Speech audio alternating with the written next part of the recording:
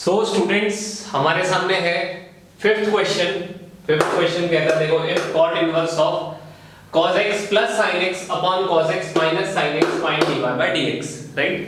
देखो इस तरीके का सम हम लोग ऑलरेडी सॉल्व एग्जांपल्स में कर चुके हैं जहां पे बाहर tan इनवर्स आया था, बाकी ऑलमोस्ट पूरा सम तो सेम था, राइट। अच्छा तो यहां पे भी हमको अंदर tan इनवर्स tan ही लाना है, ठीक है। tan लाना है, tan का फार्मूला हम लोग अप्लाई करेंगे, ठीक है, और हम लोग फिर आंसर निकाल सकते हैं, राइट। तो मेरा पर्पस रहेगा सबसे पहले देखो क्या करना है, मेरे को यहाँ पे tan लाना है। तो sin मेरे को पता है tan तब आता है जब sin अपॉन cos होता है, राइट। तो sin के नीचे यहाँ पे अगर मैं cos लेके आऊं, दोनों भी sin के नीचे, तो मेरे को tan मिल जाएगा, राइट। क्लियर है, समझ में आया क्या? ओके चलो बढ़ते हैं आगे। फिर देखो सॉल्यूशन, ओके क्या कहता है सबसे पहले कि y equals to cot inverse of cos x plus sin x upon cos x minus sin x, right. तो cos x plus sin x upon cos x minus sin x, right. ये आ गया अपना क्वेश्चन यहाँ पे। अच्छा अब मैं क्या कर रहा हूँ, दोनों न्यूमरेटर और डिनोमिनेटर को डिवाइड कर किससे कर रहा हूँ, cos x से डिवाइड कर रहा हूँ, राइट। क्यों डिवाइड कर रहा हूँ, ताकि मेरे को tan मिले, sin अपॉन cos tan मिले, sin अपॉन cos tan मिल जाए, और ये cos कैंसिल हो जाएगा, ठीक है। जिसको नहीं समझा वो स्टेप देखो तब समझने की कोशिश करो। सबसे पहले मैं क्या लिखूंगा, dividing numerator and denominator by dividing numerator, ठीक है, numerator and denominator by cos x। किसके साथ डिवाइड कर रहा हूं मैं, cos x के साथ डिवाइड कर रहा हूं। किसके साथ, cos x के साथ, राइट। हर एक इंडिविजुअल को cos x के साथ डिवाइड करूंगा मैं। यहाँ पे देखो y equals to cot inverse of cos x upon cos x, ठीक है, plus sin x upon cos x, right, the whole upon cos x upon cos x minus sin x upon cos x। Clear है, समझ में आ गया क्या? सबको numerator and denominator, ये न्यूमरेटर वाला पार्ट है, ये डिनोमिनेटर वाला पार्ट है, सबको cos x के साथ डिवाइड कर दिया, यहाँ पे देख सकते हो, राइट। बढ़ते हैं आगे, देखो therefore y equals to cot inverse of cos upon cos 1 cancel हो गया ना, cos कैंसिल, तो 1 प्लस sin अपॉन cos क्या होता है, tan, ठीक है, 1 plus tan x upon 1 minus tan x, right. 1 plus tan x upon 1 minus tan x।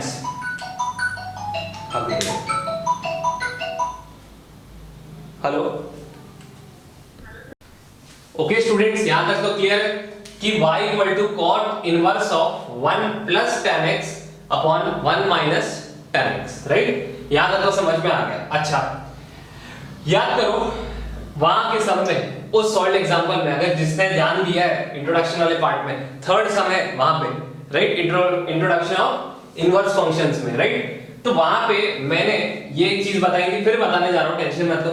1 यानी कि ट्रिग्नोमेट्रिक टेबल में ये कब मिलता है मेरे को, जब tan 45 डिग्री आता है तब। अच्छा 45 को लिखने का दूसरा तरीका है π/4, राइट। π/4 एक और तरीका है इसको लिखने का, राइट, π/4। अच्छा तो मैं इस 1 के जगह पे मैं क्या लिख देता हूं, tan π/4, राइट, ध्यान देना, tan π/4 plus tan x, right, upon, अच्छा ये जो tan x है ना, ये डिनोमिनेटर वाला जो tan x है, ध्यान दो यहाँ पे, जिसने तब ध्यान नहीं दिया या जिसने तब का वीडियो नहीं देखा है वो अब ध्यान दे लो। यहाँ पे tan x का मतलब क्या मैं लिख सकता हूँ, 1 into tan x, ठीक है, बात की गहराई को जरा समझो ना। tan x equals to 1 into tan x, जैसे 2 1s are 2, 2 into 1 क्या आता है, 2 आता है, 3 into 1 क्या आता है, 3 आता है, 4 into 1 क्या आता है, 4 ही आता है, tan x into 1 क्या आएगा, tan x ही आएगा। अच्छा तो ये लिखने का मेन पर्पस क्या है, ये लिखने का, सर क्यों लिखवा रहे हो, ये 1 की क्या जरूरत है, देखो अब मैं ये 1 यहाँ पे लिखूंगा, ठीक है, तो ये यहाँ पे tan x था, तो अब मैं 1 into tan x ले रहा हूँ उसको, ठीक है, समझ में आ गया। अच्छा अब मैं बताता हूँ क्यों लिख रहा हूँ। तो 1 will be as it is, ठीक है, इस 1 के जगह पे मैं क्या डालूंगा, इस 1 के जगह पे, दिस 1 के जगह पे मैं डालूंगा tan पाई बाय 4, ठीक है, tan pi by 4 into tan x। अच्छा, अब पूछने वाली बात है ये कि ये 1 क्यों लिखा है यहाँ पे, इस 1 के जगह पे क्यों नहीं पुट किया? तो रीजन ये है, अगर आप ध्यान से देखो, tan a plus tan b upon 1 minus tan a tan b, जिसको पता है उसके लिए ठीक है, जिसको नहीं पता उसको बता देता हूं कि ये फॉर्मूला है tan a प्लस b का, राइट। ये फॉर्मूला किस चीज का? tan a प्लस b का। कौन सा फॉर्मूला है? Since tan a plus b equals to tan, या फिर आप tan इनवर्स ले लो, tan इनवर्स बेटर रहेगा ऑप्शन यहाँ पे, ठीक है, या फिर सिर्फ tan ले लो, कोई प्रॉब्लम नहीं है। tan a plus b, tan a plus tan b upon 1 minus tan a tan b।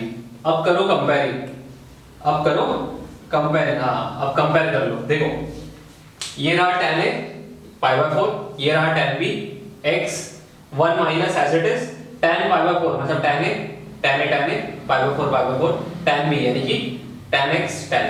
Clear है? आई होप ये कंपेयर करने के बाद आप लोगों को समझ में आ गया होगा कि सर ने क्यों लिखा है ऐसा, राइट। इस फॉर्मेट में लिखने का मेन रीजन यही था ताकि मैं इसको इस वाले फॉर्मूले में बिठा पाऊं, tan a प्लस b यानी कि pi by 4 plus x, right. Clear है? समझ में आ गया क्या? ओके, अभी देखो ये जो 1 है इसके जगह पे मैंने क्या लिखा है? tan pi by 4। जरूरी है, बहुत इंपॉर्टेंट स्टेप है यहाँ पे। बहुत लोग यहाँ पे क्या करते हैं, यहाँ पे tan पाई बाय 4 लिख देते हैं और आंसर रॉन्ग आ जाता है। अरे मेरे को फॉर्मूला बिठाने का यार, तो मेरे को फॉर्मूला बिठाने के लिए करना ही पड़ेगा ये चीज, है ना। ओके, ध्यान दो आगे। ओके, अब देखो क्या लिखने जा रहा हूं, है ना। देखो क्या लिखने जा रहा हूं मैं यहाँ पे, y equals to cot inverse of tan, ठीक है, cot inverse of tan a plus b यानी कि a प्लस b यानी कि pi by 4 plus x, pi by 4 plus x। Clear है यहां तक? यहां तक किसी को कुछ डाउट है सर कहां से लिखा, क्या लिखा? नहीं है? बढ़े आगे। अच्छा, मेरे को एक चीज बताना है यहां पे, जैसे sin थीटा cos थीटा का एक रिलेशन था, वैसे ही tan थीटा और cot थीटा का एक रिलेशन है। मैं बताता हूं क्या है। तो सबसे पहले since tan theta equals to cot 90 minus theta, तो 90 को मैं क्या लिखता हूं? पाई बाय 2, ठीक है, 90 माइनस थीटा, राइट। इसीलिए मैंने कहा था स्टार्टिंग में, अगर याद होगा तो यहाँ पे बस tan लेके आओ, हम लोग आगे का देख लेंगे, ठीक है। cot के लिए tan लेके आओ चलेगा, sin के लिए cos लेके आओ, cos के लिए sin लेके आओ, उसी तरीके से cosec sec चलता है, ठीक है। तो ये एक चीज चलेगी यहाँ पे, है ना। तो tan थीटा के जगह पे मैं क्या लिख सकता हूँ? cot 90 minus theta. अच्छा, ये पूरा मेरा थीटा है यहाँ पे, ये जो tan थीटा है वो ये दोनों सेम है, ठीक है। ओके, तो ओके स्टूडेंट्स, यहाँ पे एक बहुत इंपॉर्टेंट स्टेप, ठीक है। तो tan theta equal to cot of 90 minus theta, right. तो थीटा के जगह पे ये पूरा पाई बाय 4 प्लस x है, राइट। सो हमारा जो स्टेप होगा वो ऐसा होगा कि y equal to cot inverse of tan के जगह पे तो cot आ जाएगा, right. So cot of 90 minus theta यानी कि थीटा के जगह पे क्या है? ये पाई बाय 4 प्लस x। तो फर्स्ट ऑफ ऑल मैं लिख देता हूं 90 माइनस थीटा मेरा क्या है? पाई by 4 plus x, right, pi by 4 plus x। So this is my value of y right now, ठीक है। ये वैल्यू ऑफ y है अभी तक के लिए, समझ में आ गया, ठीक है। क्या किया मैंने? थीटा को पाई बाय 4 प्लस x कंसीडर कर लिया और पाई बाय 2 माइनस थीटा लिख दिया यहाँ पे। क्लियर है? बढ़ते हैं आगे। देखो इंपॉर्टेंट स्टेप है, देखो, है ना, ये वाला इंपॉर्टेंट स्टेप था। तो अब cot और cot, ठीक है, cot और cot inverse of cot x is nothing but x, right. तो ये तो हो गया सॉल्व, cot और cot हट गया, right. So y equal to मुझे क्या मिला? y equal to pi by 2 minus pi by 4 plus x, right. अब जो माइनस है ना वो अंदर मल्टीप्लाई हो जाएगा दोनों के साथ, right. So minus pi by 4 आ जाएगा यहाँ पे, y equal to pi by 2 minus pi by 4 minus x, right. दोनों भी माइनस हो गए क्योंकि दोनों भी प्लस हुआ करते थे, अब दोनों अंदर जब माइनस चला गया तो दोनों भी माइनस हो गए। तो अब मैं क्या करने जा रहा हूं? मैं डिफरेंशिएट करूंगा, right. So differentiating differentiating with respect to x, right, with respect to x we get, क्या करना है हमको, डिफरेंशिएट करना है, राइट। ओके, सो अब क्या मेरे को मिलेगा, देखो d by dx of y equals to d by dx of pi by 2 minus d by dx of pi by 4 minus d by dx of x। अच्छा, pi by 2 यानी कि 90, 90 का डेरिवेटिव 0, pi by 4 यानी कि 45, 45 का derivative 0, x का derivative 1, ठीक है। तो dy by dx मेरे को क्या मिलेगा बताओ, dy by dx will be equal to, देखो 0 माइनस 0 नहीं लिखोगे चलेगा, सीधे सीधे -1। क्यों -1? क्योंकि यहाँ पे माइनस और x का डेरिवेटिव आता है 1, तो dy by dx will be equal to -1। I hope सबको ये सम समझ में आया होगा। हम लोग ने क्या किया, देखो हम लोग ने सबसे पहले हमको यहाँ पे tan लाना था क्योंकि बाहर cot था। देखो स्टार्टिंग में मैंने ये चीज बताई कि cot और tan का रिलेशन है, राइट। तो अगर cot अंदर tan लेके आ गए तो ऑब्वियसली सम सॉल्व हो जाएगा। तो उसी तरीके से हम लोग ने tan लाया, tan cot 90 माइनस थीटा का फॉर्मूला बिठाया और आंसर हमको मिल गया -1, ठीक है। तो होपफुली आपको पूरा सम समझ में आया रहेगा। अब हम लोग पढ़ सकते हैं नेक्स्ट सम के तरफ जो है 6th सम, ठीक है। चलो बढ़ते हैं। ओके स्टूडेंट्स, हमारे पास है 6th क्वेश्चन। 6th क्वेश्चन कहता है if y equal to cos of sec inverse of 1 upon x find dy by dx। अच्छा, सम स्टार्ट करने से पहले मैं आपको फॉर्मूला याद दिला देता हूं। cos इनवर्स ऑफ x का वैल्यू आता है x, और similarly cos inverse of cos x का भी वैल्यू आता है x। दोनों कंडीशंस में हमको जो वैल्यू मिलेगी वो x ही मिलेगी, राइट।